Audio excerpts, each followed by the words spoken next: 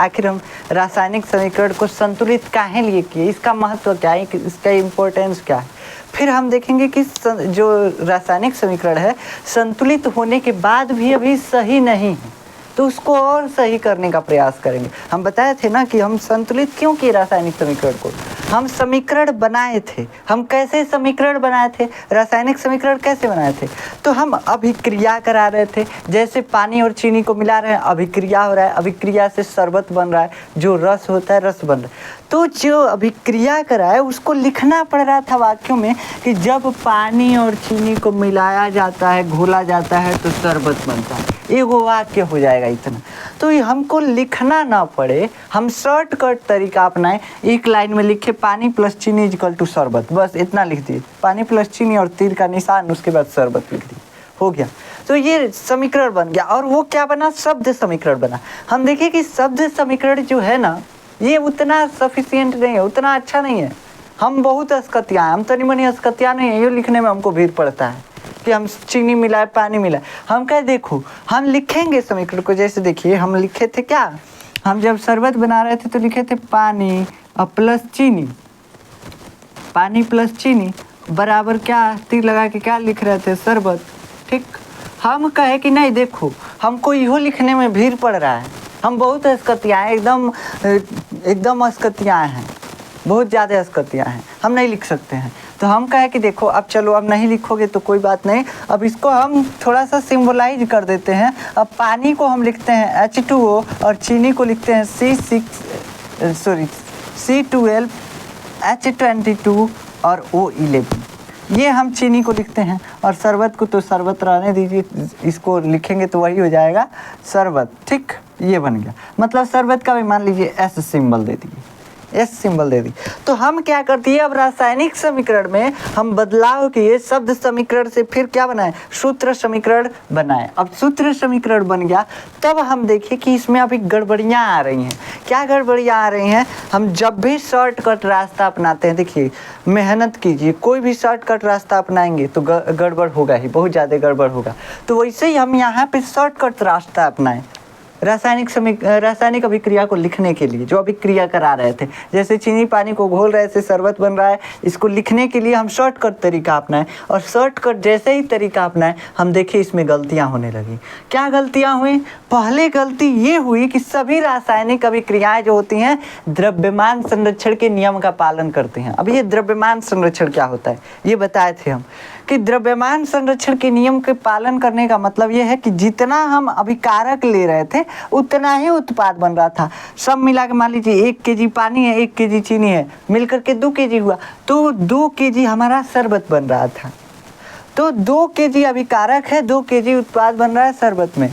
तो ये जो हम देख रहे थे कि रासायनिक अभिक्रियाएं हैं, ये द्रव्यमान संरक्षण के नियम का पालन करते हैं। जितना हम अभिकारक लेते हैं उत्पाद भी उतना ही बनता है, जितना हम रिएक्टेंट लेते हैं उतना ही प्रोडक्ट बनता है, ये हमको मालूम था। लेकिन हम इस समीकरण में लिख रहे थे तो हमको मालूम चल रहा था, कभी सूत्र लिख रहे थे, किसी भी चीज़ का हम संकेत लिखते हैं और संकेत में सूत्र आता है, हमको पता चल रहा था किसी का इधर जाके परमाणु उत्पाद में कम हो गया, किसी का परमाणु उत्पाद में जाके ज़्यादा हो गया, तो गड़बड़ा जा रहा था। तो हम कहें कि अब इसको हम बैलेंस करते हैं, अब इस समीकरण को हम थोड़ा सा सुधारते हैं। सुधारने के लिए हम बैलेंसिंग तकनीक लाए, मतलब समीकरण को बैलेंस किए। ये हम पिछले लेक्चर में पढ़ लिए हैं, इसको बस हम एक्टिव रिकॉल करा रहे हैं, मतलब कि जो चैप्टर है उसको पूरा तरीके से एक बार दोहरवा रहे हैं। अभी ये मत समझिएगा कि चालू कर दिए लेक्चर।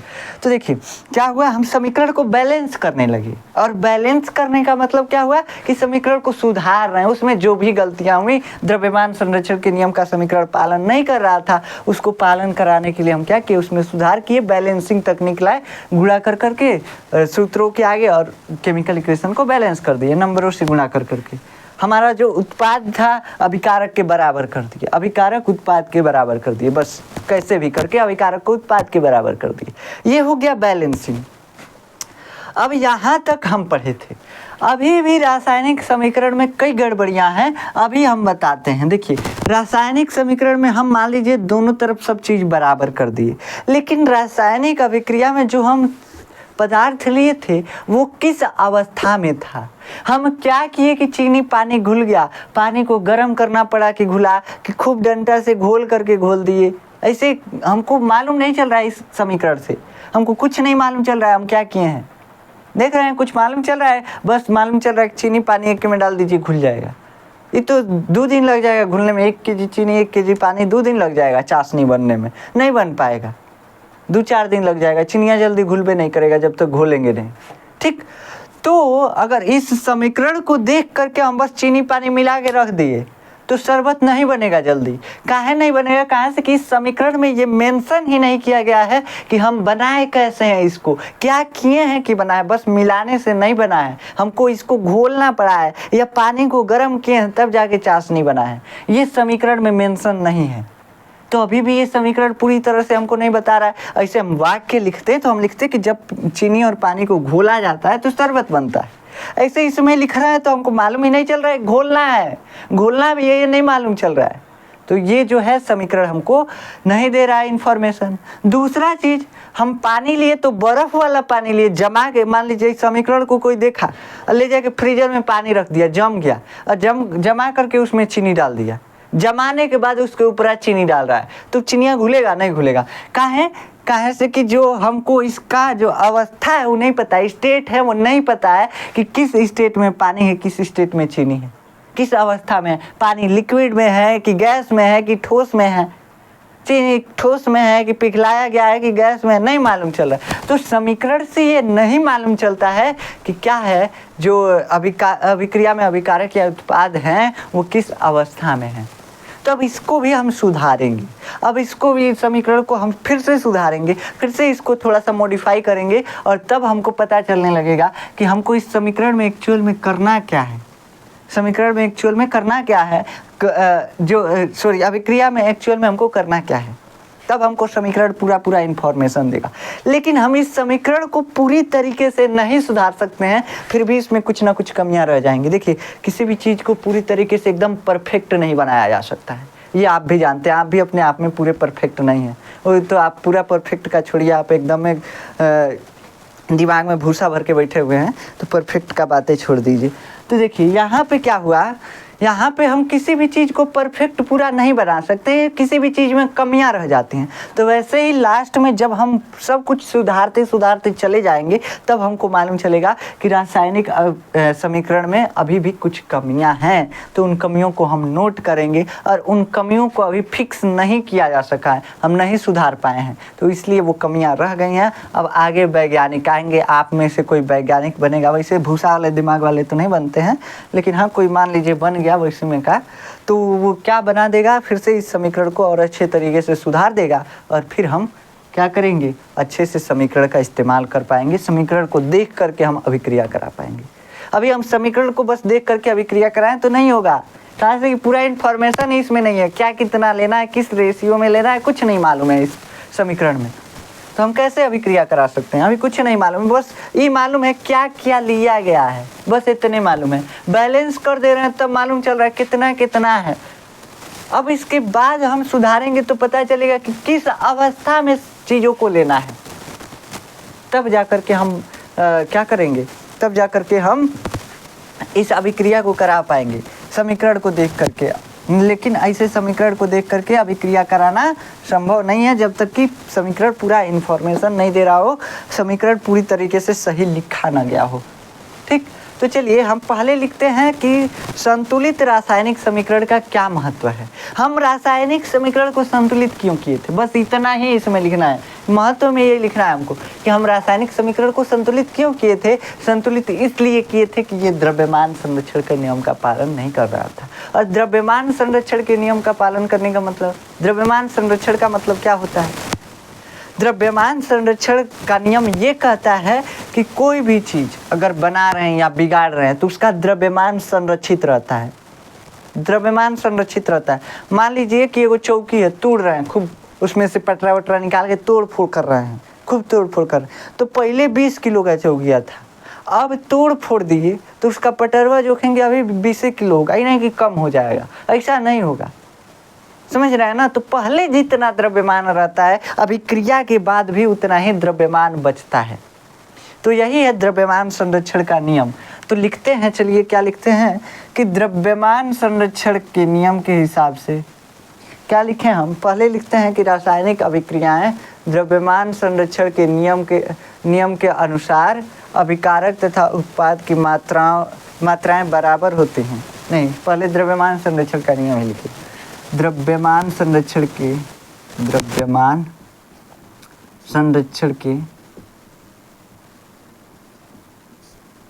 नियम के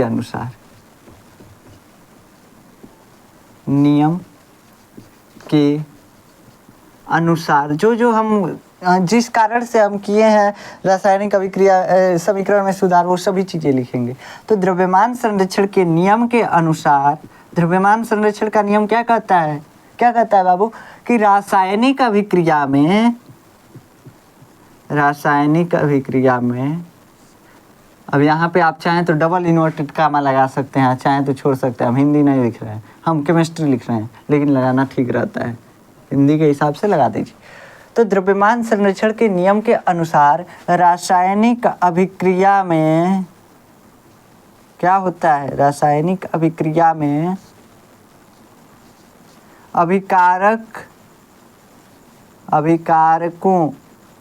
अभिकारकों का कुल द्रव्यमान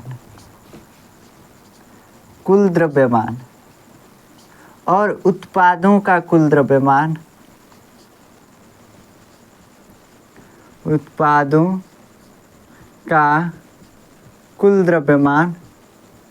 संरक्षित रहता है या क्या होता है? बराबर रहता है। द्रव्यमान संरक्षित या बराबर, संरक्षित का ही दूसरा शब्द है बराबर, पर्यायवाची है, बराबर रहता है। ठीक, बराबर रहता है। अतः हमें क्या करना होगा? अतः हमें रासायनिक समीकरण को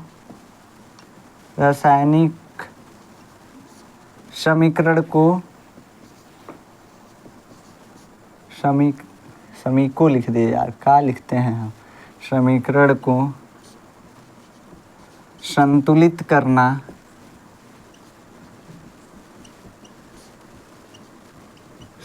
करना आवश्यक है। ये हमारे साथ साथ ही आप नोट्स बनाइए, आवश्यक है। कैसे कि हम पहले आपको समझा देते हैं, उसके बाद नोट्स लिखवाते हैं।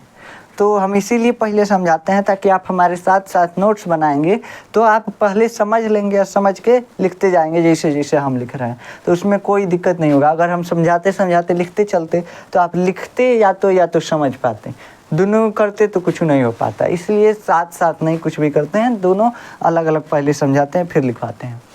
तो ये हो गया संतुलित रासायनिक समीकरण का महत्व। अब हम क्या करेंगे? अभी भी देख रहे हैं कि समीकरण में कुछ गड़बड़ियां हैं। अभी भी हमको समीकरण में ये नहीं पता चल रहा है कि कौन सा अभिकारक या उत्पाद जो भी है किस अवस्था में है। जो भी पदार्थ हम अभिक्रिया में लिए हैं वो किस अवस्था में, ये नहीं मालूम चल रहा है। तो अब हेडिंग लगाइए, क्या लगाएंगे हेडिंग? किस रासायनिक समीकरण को संतुलित, अब तो ये संतुलित हो गया है, संतुलित रासायनिक समीकरण को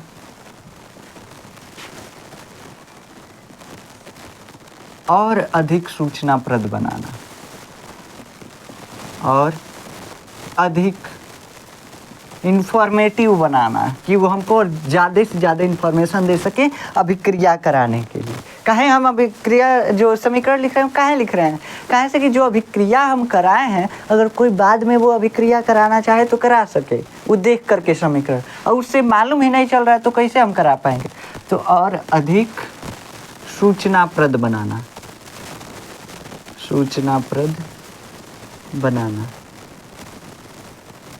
ठीक, चलिए देखिए, इसमें एक पहले सिंबल समझ लीजिए। गैस, अगर कोई वस्तु जो है, कोई पदार्थ जो है अगर गैस है तो उसको समीकरण में किस सिंबल से डिनोट करेंगे? कोई जो है अगर लिक्विड है यानी कि तरल, इसको लिख सकते हैं आप, लिक्विड का मतलब ठोस, द्रव और गैस। द्रव, ठीक, द्रव लिख सकते हैं, भूल जाते हैं यार कभी कभी। द्रव और गैस लिखेंगे आप, ठोस लिख लीजिए, ठोस। इन तीनों को हम कैसे रिप्रेजेंट करते हैं समीकरण में? आप जानते हैं कि समीकरण में हम जो भी लिखेंगे शॉर्टकट तरीके से लिखेंगे। कहाँ से कि हम समीकरण क्यों बनाए हैं?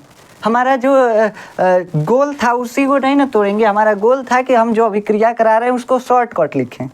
हमारा यही गोल था। अब हम इसमें गैस ठोस द्रव लिखने लगेंगे, अभिक्रिया बढ़ान हो जाएगा, समीकरण जो है बढ़ान हो जाएगा। तो समीकरण को बड़ा नहीं करना है, इसलिए सभी चीज़ों का हम सिंबल देते हैं। गैस को लिखने के लिए जी लिखते हैं और इसको छोटा कोष्टक में बंद कर देंगे। ऐसे ही द्रव लिखने के लिए एल से लिक्विड होता है, एल लिखेंगे, छोटा कोष्टक में बंद करेंगे। एस से सॉलिड होता है तो सॉलिड को एस से लिखेंगे, एस से एस को बंद कर देंगे, ब्रैकेट में डब्बा में बंद कर देंगे, हो गया। और चीज़ें भी होती हैं, जैसे तरल लिख सकते हैं या तरल लिख लीजिए। तरल का मतलब जो गीला हो। जैसे देखिए शरबत जो है ये तरल है, घोल है। तरल का मतलब घोल। किसी चीज़ का अगर घोल हो ना तो उसको हम तरल बोलते हैं, उसको एक्वस बोलते हैं। एक्वस ए क्यू से दिखाते हैं। अगर किसी चीज़ का घोल है तो उसको ए क्यू से दर्शाया जाता है और उसको कोष्टक में बंद कर दिया जाता है। इसको पूरा पढ़ाया जाता है एक्वस। समझ में आया? तो एक्वस का मतलब तरल या घोल। इसको अब लिख करके लिख लीजिए, घोल। समझ में आएगा आपको? जब किसी चीज़ का घोल हो तो उस पे लिए एक्वस लिखते हैं, एक्वस हम लगाते हैं। ठीक, तो ये आपको समझ में आया, एक्वस।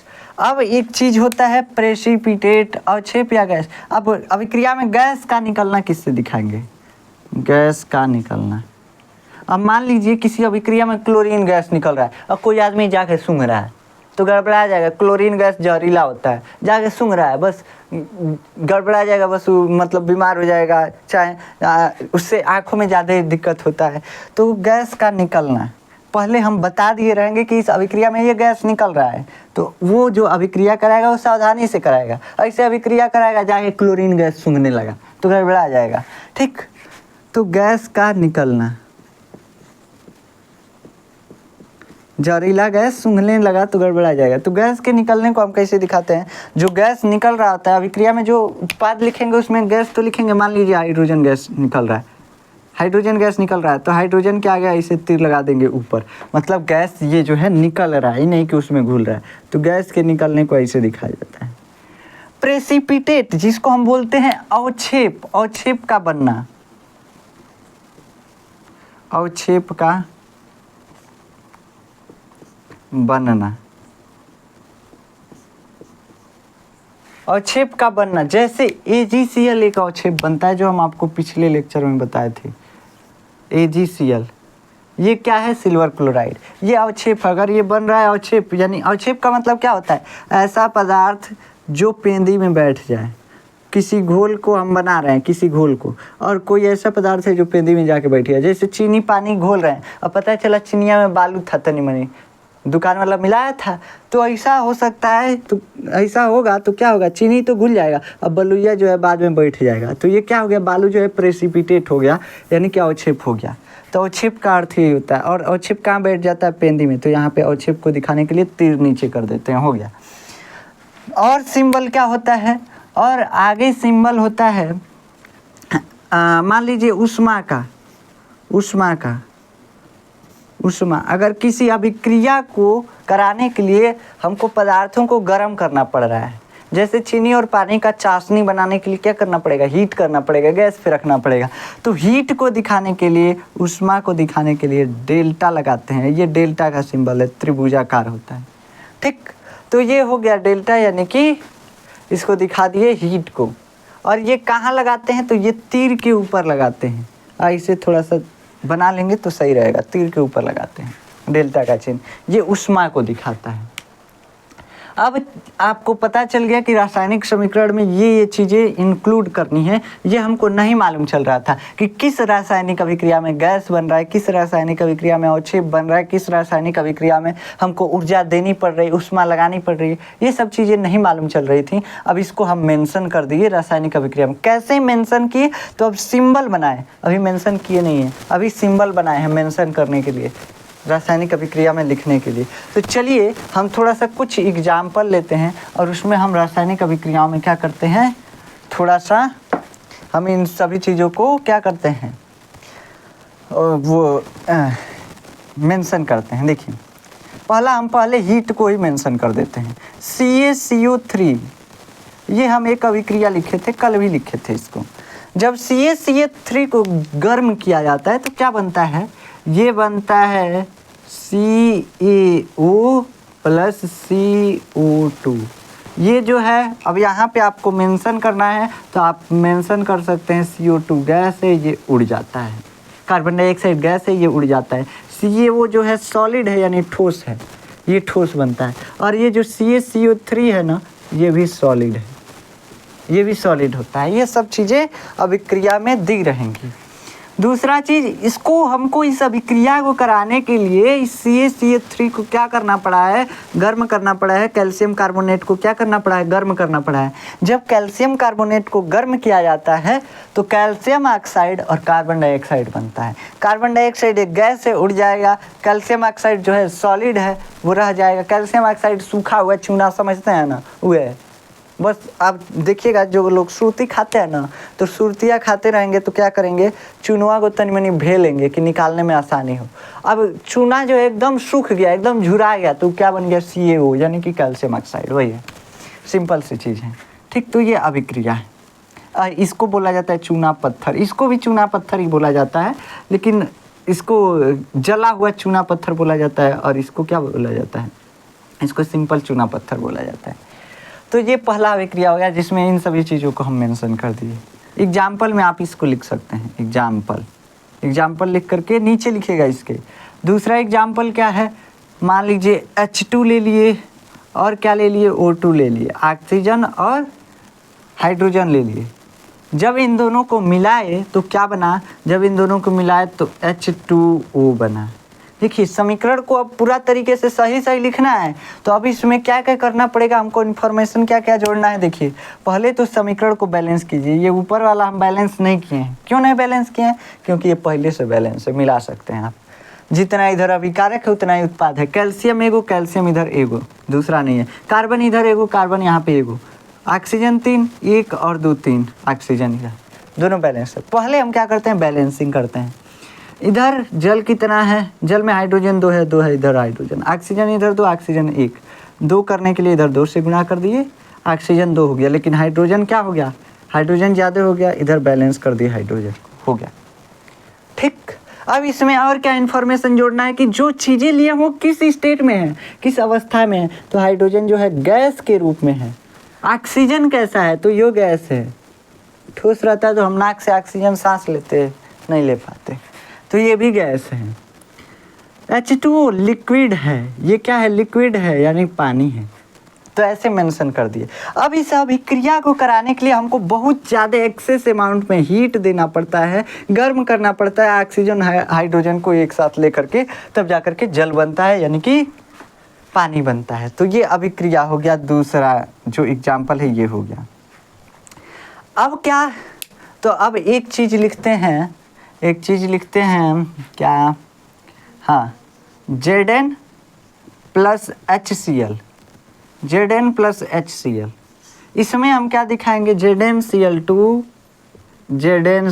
यानी जिंक क्लोराइड बन गया और H2 गैस जो है बाहर हो गया। H2 गैस जो है बाहर हो गया। अब इस अभिक्रिया को पहले क्या करेंगे, यह अभिक्रिया हम लिख दिए, समीकरण लिख दिए। पहला हम क्या करेंगे, काम बैलेंस करते हैं। इन्फॉर्मेशन हमको इसमें सब जोड़ना है, तो इन्फॉर्मेशन जोड़ने के लिए पहले इसको बैलेंस करते हैं। हम इसको बैलेंस करेंगे, बस यहाँ 2 से गुणा कर दिए, बैलेंस हो गया।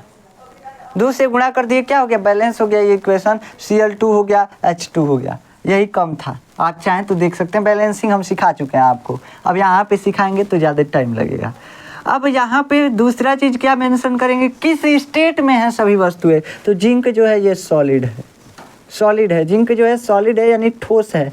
ये HCl हाइड्रोक्लोरिक एसिड, हमारे पेट में जो होता है हाइड्रोक्लोरिक एसिड, जानते हैं जब खाना जाता है ना पेट में, तो पेट में जाते हुए खाना को एकदम मिला के एकदम धुन देता है, जैसे रुई धुना जाता है, पीस देता है। हाइड्रोक्लोरिक एसिड पचाने का काम करता है। तो ये कैसा होता है, लिक्विड फॉर्म में होता है, पानी के फॉर्म में होता है। तो ये लिक्विड है, एक्चुअल में एक्वस फॉर्म में होता है। देखा जाए तो ऐसे लिक्विड लिख सकते हैं। अगर जो प्योर HCl है वो लिक्विड फॉर्म में होगा।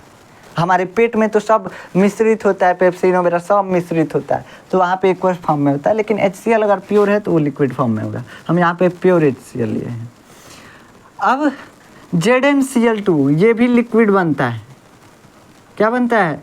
ZnCl2 ये लिक्विड बनता है, जिंक क्लोराइड। ठीक। अब H2 जो है ये गैस है, ये आप सब कोई जानते हैं। और ये क्या होता है? ऊपर उड़ जाता है, गैस जो है निकल जाता है, इस अभिक्रिया से हाइड्रोजन गैस निकल जाता है। तो ये यहाँ पे गैस का निकलना भी हम दिखा दिए। कौन कौन से सिंबल का यूज हो गया? गैस का, लिक्विड का, सॉलिड का। एक्वस का भी यूज नहीं हुआ है, एक्वस का यूज नहीं हुआ है। गैस के निकलने का यूज हो चुका है, और छिप का बनना भी नहीं हुआ है। ये हीट का भी हो गया। 2 चीज़ों का नहीं यूज हुआ है, 2 सिंबल का। इसका भी यूज करके हम आपको दिखा देते हैं। चलिए, एक अभिक्रिया है, क्या है बाबू अभिक्रिया? AgNO3 यानी कि सिल्वर नाइट्रेट की जब अभिक्रिया पोटेशियम क्लोराइड KCl, इससे इस पे थोड़ा सा स्पेस पहले रहने दीजिए, कहाँ से कि इन्फॉर्मेशन भी तो ऐड करना है। KCl किससे कराना है? पोटेशियम क्लोराइड से जब कराया जाता है तो क्या बनता है बाबू? जब इससे अभिक्रिया कराया जाता है तो बनता है AgCl यानी कि सिल्वर क्लोराइड, और प्लस क्या बनता है? KNO3 पोटेशियम नाइट्रेट बनता है। क्या बनता है? पोटेशियम नाइट्रेट बनता है।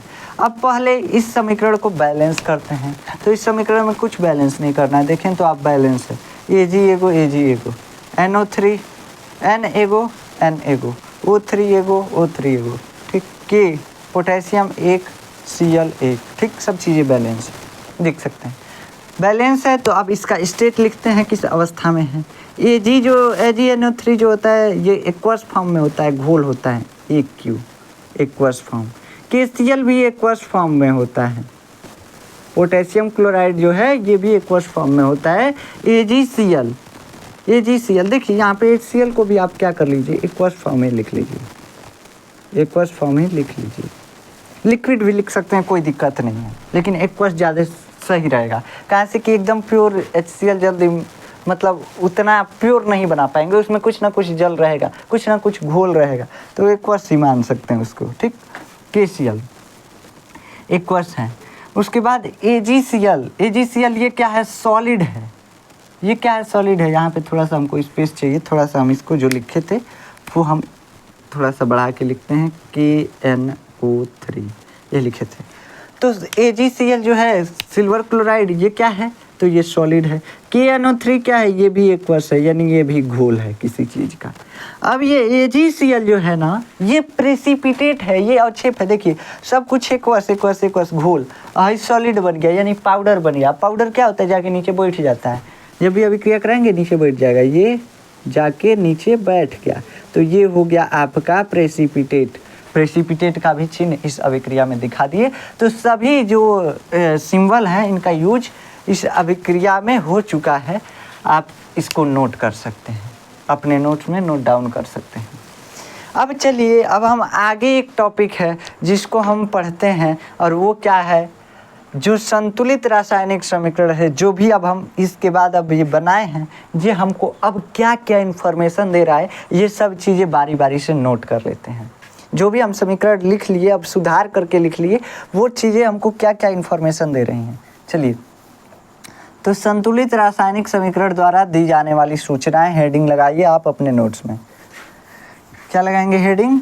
कि संतुलित रासायनिक समीकरण द्वारा दी जाने वाली सूचनाएं। संतुलित रासायनिक समीकरण द्वारा दी जाने वाली सूचनाएं। संतुलित रासायनिक समीकरण द्वारा दी जाने वाली सूचनाएं।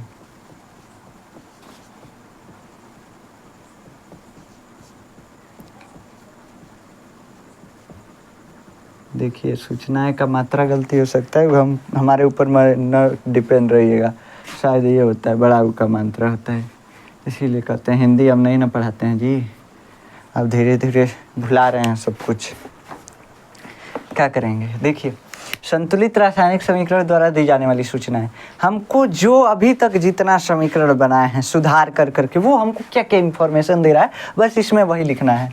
पहला, अभिक्रिया में जो अभिकारक हैं और जो उत्पाद है उनके बारे में बता रहे हैं कि क्या अभिक्रिया में अभिकारक लिए हैं, क्या उत्पाद लिए हैं, ये तो बता रहा है पहला चीज़, तो इसको नोट कर लेते हैं। मान लीजिए H2 + O2 गिव्स H2O, इस समीकरण से तो पता चल रहा है ना कि हम हाइड्रोजन गैस लिए हैं, ऑक्सीजन लिए हैं और बन क्या रहा है, जल बन रहा है, तो इस समीकरण से पता चल रहा है। तो ये जो है यह अभिक्रिया में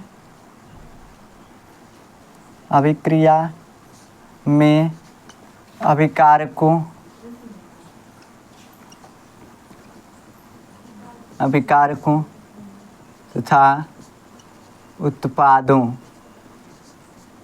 के बारे में बताता है, ठीक, बताता है। दूसरा पॉइंट क्या लिखेंगे, अभिक्रिया में जो अभिकारक और उत्पाद है उनकी मात्राओं के बारे में भी अब बता रहा है। जैसे हम H2 लिखे + O2 लिखे गिव्स H2O लिखे, लेकिन इसको फिर बैलेंस किए, इधर 2 लगाए और इधर H2 के आगे भी 2 लगाए, अब बैलेंस कर दिए हैं। संतुलित रासायनिक समीकरण द्वारा दी जाने वाली सूचनाएं, तो अब अभिक्रिया में प्रयुक्त हो रहा है अभिकारक और उत्पाद के मात्राओं के बारे में भी जानकारी देता है। तो इसको लिखिएगा कि यह अभिक्रिया में अभिकारकों तथा उत्पादों की मात्राओं के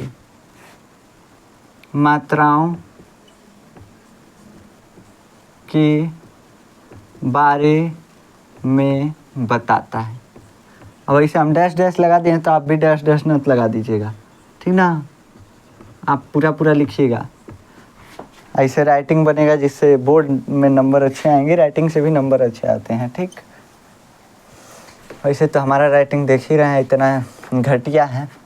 चलिए अब तीसरा पॉइंट इसमें आप क्या लिख सकते हैं, तीसरा हमको क्या चीज़ बता रहा है, ये हमको ये बता रहा है तीसरा पॉइंट कि ये जो अभिक्रिया है इसमें अभिकारक और उत्पाद की अवस्थाएं क्या क्या हैं। तो आप लिख सकते हैं यह अभिक्रिया में अभिकारकों तथा उत्पादों की अवस्थाओं के बारे में भी जानकारी देता है, अवस्थाओं के बारे में बताता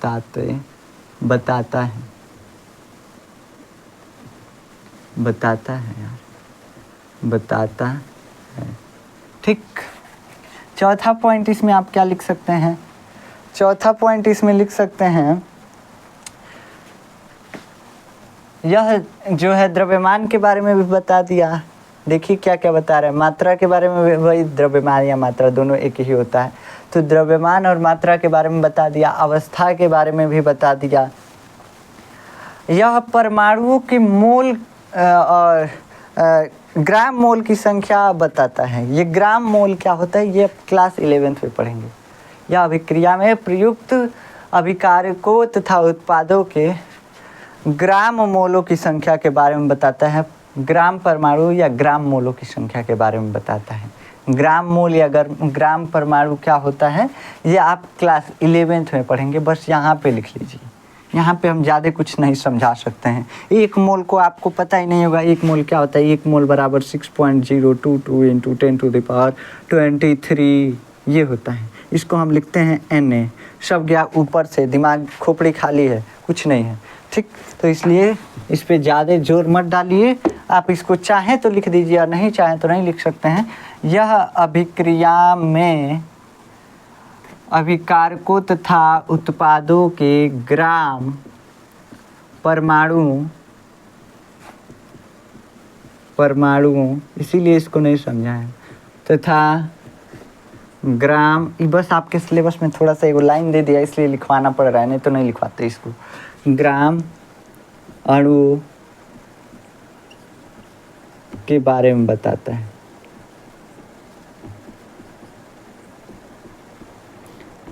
जानता है जब कि हम पढ़ाए नहीं हैं, तब इसको नहीं देना चाहिए, लेकिन थोड़ा सा एक लाइन ऐड कर दिया तो ये बस आपको रट्टाफिकेशन, एक लाइन का रट्टाफिकेशन करना पड़ेगा। यह अभिक्रिया में उत्प्रेरक दाब वगैरह, देखिए अभी एक चीज़ हम आपको नहीं बताएं, उत्प्रेरक क्या होता है। उत्प्रेरक पहले समझिए।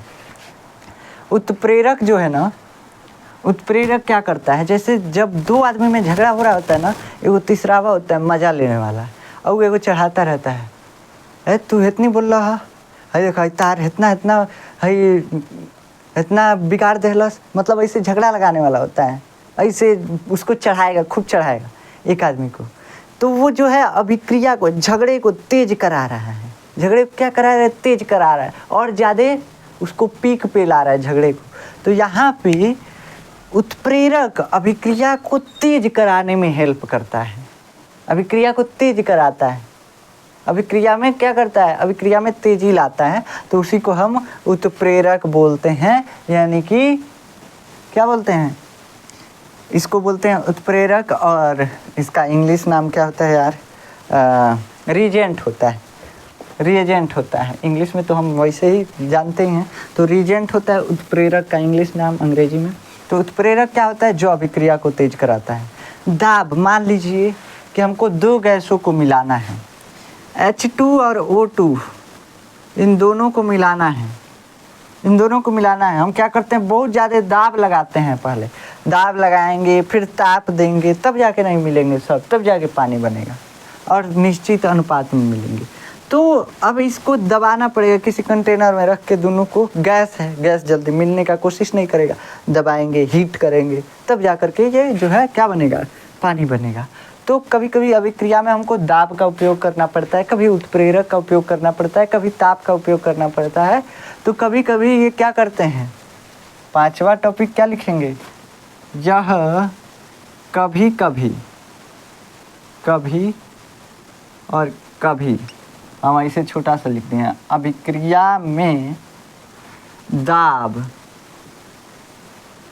ताप, उपयुक्त नहीं, प्रयुक्त लिखिए, प्रयुक्त, सॉरी, प्रयुक्त दाब, ताप, उत्प्रेरक आदि के बारे में भी बताते हैं। ठीक, तो ये हो गया आपका रासायनिक अभिक्रिया द्वारा दी जाने वाली सूचनाएं। ये जो है हमको रासायनिक अभिक्रिया से सूचनाएं मिलती हैं, रासायनिक समीकरण से सूचनाएं मिलती हैं। रासायनिक समीकरण हमें ये भी सूचना देता है कि जो हम अभिकारक लिए हैं तो उससे उत्पाद क्या बन रहा है, मतलब जो हम अभिक्रिया कराएंगे उत्पाद क्या बनता है। तो वो सब चीज़ें एक ही लाइन में हम मेंशन कर दिए हैं, या अभिक्रिया में अभिकारकों तथा उत्पादों के बारे में बताता है, क्या क्या अभिकारक लेंगे तो क्या उत्पाद बनेगा, ये सभी चीज़ें रासायनिक समीकरण बताता है। तो वही लिखे हैं कि अभिकारकों तथा उत्पादों के बारे में भी बताता है। अब रासायनिक समीकरण की कुछ लिमिटेशन होते हैं, कुछ मतलब कमियां होती हैं। तो आप हेडिंग अब लगाइए, रासायनिक समीकरण की कमियां, संतुलित रासायनिक समीकरण की कमियां या रासायनिक समीकरण की कमियां, रासायनिक संतुलित लिख सकते हैं आगे, संतुलित रासायनिक समीकरण की कमियां, कैसे कि हम संतुलित ही तो किए हैं। कमियां वैसे हमको लिखने थोड़ा जानते हैं, हम भी आलसी हैं, बहुत ज़्यादा आलसी हैं, तनिका बहुत ज़्यादा आलसी हैं, इसलिए लिखने में हमको भीड़ पड़ रहा है, इसलिए संतुलित नहीं लिखे हैं। ठीक ना, तो आप लिख लीजिएगा। अब संतुलित रासायनिक समीकरण जो है ना, हमें यह नहीं बताता है कि अभिक्रिया प्रायोगिक तौर पे होगी या नहीं होगी। क्या बोले कि ये जो अभिक्रिया है, जो समीकरण है, ये हमको ये नहीं बताता कि जो अभिक्रिया है प्रायोगिक तौर पे होगी या नहीं होगी। ठीक, तब क्या करें, तब क्या करें, तो कुछ अभिक्रियाएं जो हैं प्रायोगिक तौर पे नहीं होती हैं। अब ये नहीं, इसके बारे में नहीं बताता है। दूसरा चीज़, ये सांद्रता के बारे में नहीं बताता है। सांद्रता क्या होता है, सांद्रता का मतलब जो है, मान लीजिए कि पानी और चीनी, पानी और चीनी, इसमें परसेंटेज इसका कितना है, चीनी और पानी में, ऐसे समझ सकते हैं। सांद्रता जो है ना, आपको क्लास 11th में पढ़ाया जाता है क्लास 11th में ही थोड़ा थोड़ा एक्स्ट्रा के सिलेबस में दे दिया है। तो अभिकारक और उत्पाद की सांद्रताओं के बारे में बताता है। 11th में नहीं, लगभग 12th के केमिस्ट्री में है, फिजिकल केमिस्ट्री में, तो वहाँ पे आपको पढ़ाया जाएगा ये सांद्रता। सांद्रता का मतलब सिंपल होता है गाढ़ापन। तो अभिक्रिया में मान लीजिए कि अभिकारक में चीनी और पानी है, तो चीनी और पानी का परसेंटेज कितना कितना है वही लगभग सांद्रता हो जाएगा। इसे मोटे मोटे तौर पे कितना परसेंटेज है वही सांद्रता हो जाएगा। ठीक। तो रासायनिक समीकरण की कमियां, पहला हम कमी क्या लिखते हैं? पहला कमी लिखते हैं कि यह नहीं बताता कि यह अभिक्रिया प्रायोगिक तौर पे होगी या नहीं। यह नहीं बताता। अब कहेंगे यह काहे नहीं, 2 बार लिखे हैं। यह नहीं बताता कि अभिक्रिया प्रायोगिक तौर पर, मान लीजिए समीकरण लिखा हुआ, हम अभिक्रिया कराने चले, हो ही नहीं रहा है। अभिक्रिया प्रायोगिक तौर पर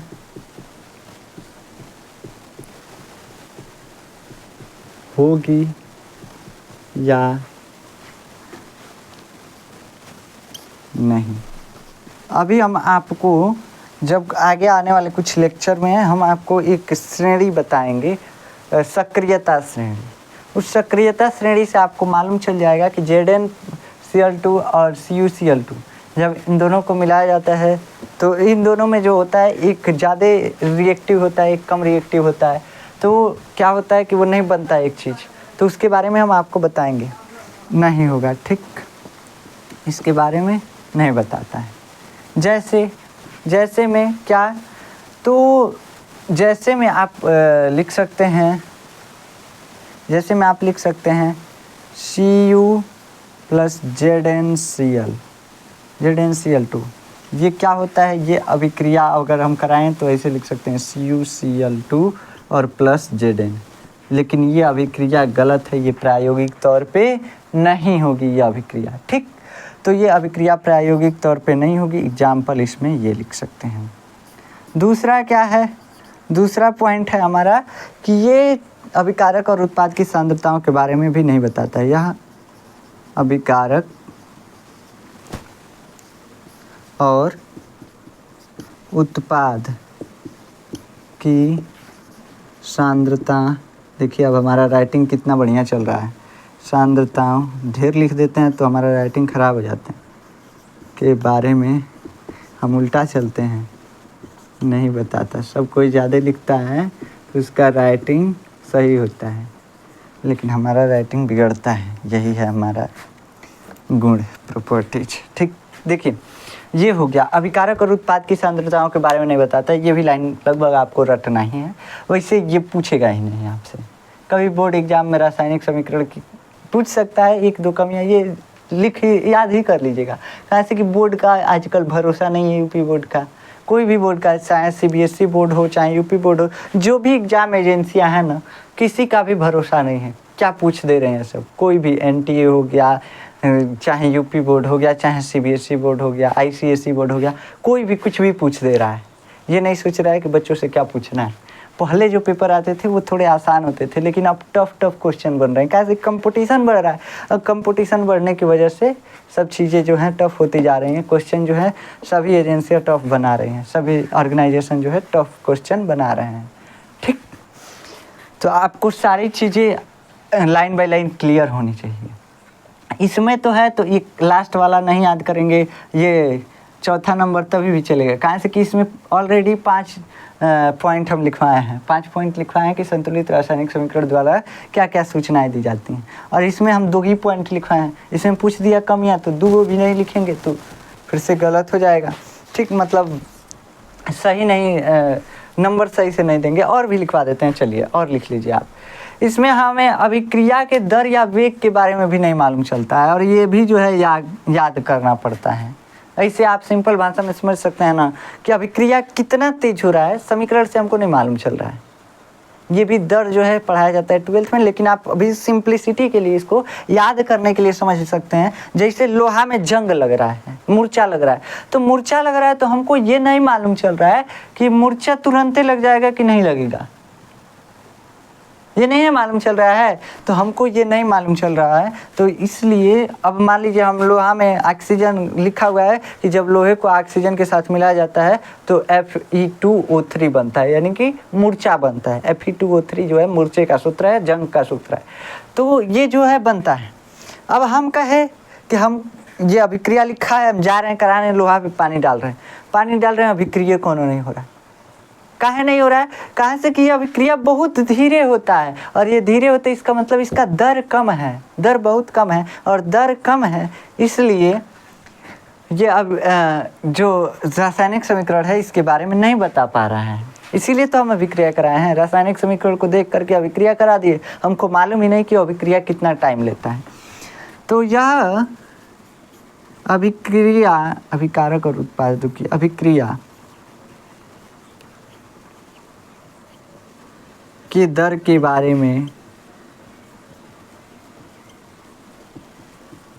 में कोई जानकारी नहीं देता, कोई जानकारी नहीं देता। चलिए एक दो और टॉपिक लिख ही लीजिए, कोई छोड़ेंगे तो भी दिक्कत नहीं है।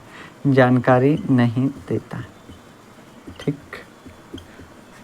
हम सोचे हैं कि एक ही लिखवा दें, लेकिन फिर सोच रहे हैं कि लिखवा ही देते हैं। अभिक्रिया में अभिकारकों तथा उत्पादों की अवस्थाओं के बारे में जानकारी नहीं मिलती। ऐसा तो नहीं है कि नहीं मिलता। अभिक्रिया में उत्पादों और जो मेंशन किए हैं संतुलित रासायनिक समीकरण द्वारा दी जाने वाली सूचनाएं, इसमें हम क्या लिखे हैं? अभी हम मेंशन किए हैं लिक्विड और एक्वस, लेकिन ये क्या होता है अभी देखिए। हम मेंशन किए हैं लेकिन कहीं कहीं ये मेंशन होता है, हर जगह मेंशन नहीं होता है। तो आप एक ये भी पॉइंट लिख सकते हैं कि कभी कभी ऐसे लगा करके लिखिएगा कि कभी कभी रासायनिक समीकरण जो है अभिक्रिया में प्रयुक्त हो रहे अभिकारकों तथा उत्पादों की अवस्थाओं के बारे में नहीं बताता। कभी कभी लगाना मत भूलिएगा, नहीं तो एग्जामिनर काट देगा। काहे काट देगा? कैसे कि जानता है कि तुम अभी सही करके आ रहे हो, सब जितना गड़बड़ी था सही करके आ रहे हो, और फिर कह रहे हो कोई ऐसा बताता ही नहीं है तो गलत कर देगा। तो कभी कभी लगा करके एक अगला पॉइंट, चौथा पॉइंट भी आप बना सकते हैं, कोई दिक्कत नहीं है और चल सकता है, ठीक। काहे चल सकता है? कहाँ से कि ज़्यादातर जो है ना अभिक्रिया में समीकरण में ये नहीं लिखा होता है कि कौन सा पदार्थ सॉलिड है, कौन लिक्विड है, कौन गैस है, कौन एक्वस है, कौन क्या है। बहुत कम जगह ये चीज़ें लिखी गई होती हैं, ठीक। तो ऐसा है कि आपको ये चीज़ें समझ में आई होंगी।